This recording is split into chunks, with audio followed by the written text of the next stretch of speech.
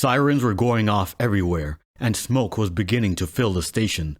Security officers were yelling out instructions, but at first, I could not understand what they were saying because there was so much chaos and confusion underground. Even then, I was still trying to get to the train. Then I finally heard someone yell, "You must evacuate the building! A plane hit the tower!" At first, panic came over me. I remember saying to myself, "What did he just say?" I followed the frantic crowd and evacuated the building. I exited onto the Liberty Street side of the World Trade Center. When I stepped outside, it was pandemonium. It has taken me 25 years to come to grips with the things I saw on that dreadful Tuesday, 9/11. I saw people crying and screaming. Hundreds of people were hurt and bleeding.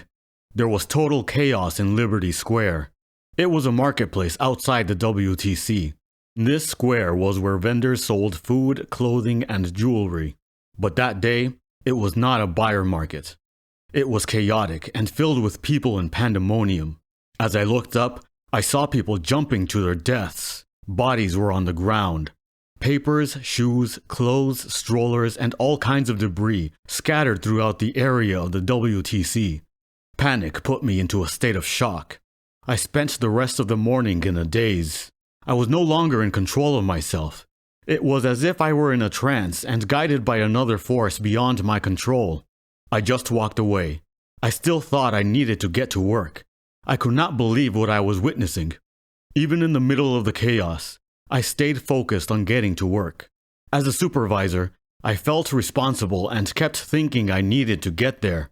Chapter 5: The Hookie's Gates. 3 boys wander a traditional Manchester park bounded by stone walls, laughing away legends of Hookie Bradford, a historical specter rumored to seize the souls of children trapped at twilight. Stubborn Jonah stays behind to witness the myth, only to confront the terrifying, tattered apparition firsthand. "Mind your own business, bitch!" the plump man snarled. "You stop kicking too!" I ordered one of the hookers. "Oh, you want to mix it up with linoleum, huh?" "Linoleum? Unreal," I said. She moved into my personal space, ready for hair pulling and fingernail raking. But that's not how I fought. Linoleum raised a hand to grab my hair, and the fight was on. "Maybe we should just feast," Belial said. His infernal brethren giggled. Belial, Astaroth, and Samael hissed and spat angrily while Satan howled. They weren't happy to see the new arrival. "Why did you come here, Michael?" Satan demanded. He screeched so loudly that my ears hurt again. "Because we have deals to be brokered, exchanges to be made, and justice to be served. Why else would I suffer the pain of having to come here? Only the fate of a world he loves so much would cause him to send me here again," Michael said. "Where am I now? What is this place?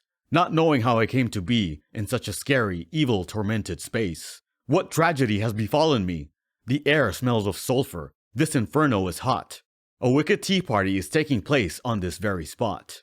A madman, a rabbit, a cat with a toothy grin. Red, evil eyes, they turn to me. Their job is to judge all of those whom the devil sends.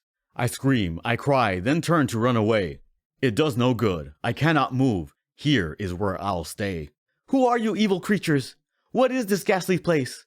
What must I do to be free from you in this horrible space?" The madman answers softly. His red gaze upon me lies. His pleasure shines upon his face, and in it my own demise. "We are your jury, child, and you shall never again be free.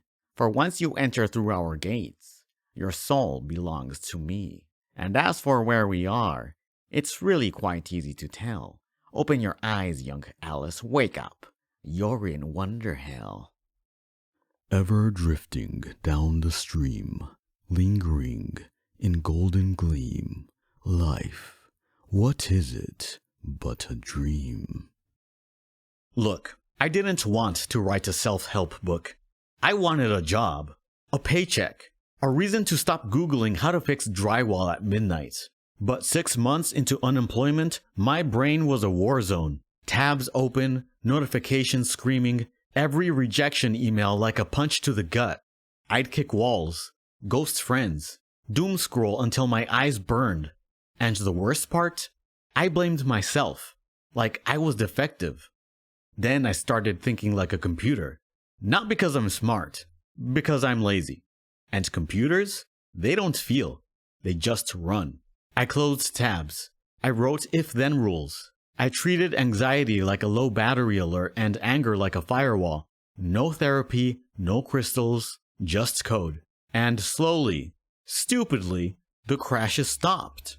I got interviews. I even laughed at my own boot print. Picture this. You're standing in your kitchen, keys nowhere. You've checked the counter, the fridge, don't ask. Even the damn toaster like it might have eaten them. Nothing. And then, bam, you kick the drywall so hard it craters. I know, because that was me last Thursday. Except the walls still got my boot print, and my landlord still texting me passive-aggressive emojis. Here's the thing. I didn't lose my keys because I'm an idiot. I lost them because my head's running 37 tabs at once. Job apps, guilt about not helping mom with groceries, that one ex who keeps liking my Instagram stories like we're still a thing. The keys, just collateral damage. Your brain isn't broken. It's just overloaded. Like a laptop with 19 Chrome windows open, Spotify blasting, and a Zoom call you forgot to mute. You're not lazy. You're not weak. You're just running on a processor that's been hot-swapping emotions since 2018. Take a moment and just breathe. There's nothing you need to figure out right now. Nothing you need to solve. Just listen. Because somewhere along the way, you learned to live through life on autopilot. Reacting instead of reflecting. Thinking instead of truly seeing. And maybe you felt it. The quiet sense that something is off. That there's more to you than what you've been living. This isn't about becoming someone new. It's about remembering who you've always been.